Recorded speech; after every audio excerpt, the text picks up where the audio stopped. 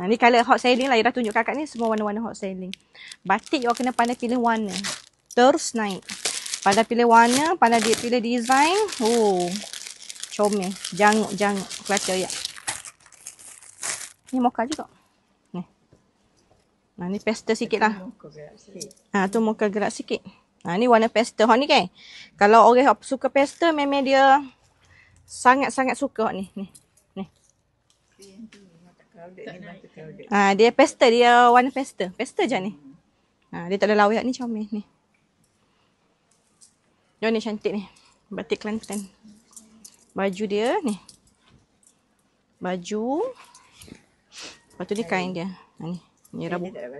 Tak ada. Orang tak usik kak. Ni kain dia kan. Okey, ni kain. Lepas tu. Ni bahagian hot diamond ni bahagian lengan. Lengan dua-dua belah ada diamond ni. Satu. Macam mana kak? Kain dia you buat. Buat A cantik kak. Dia cutting A lawa.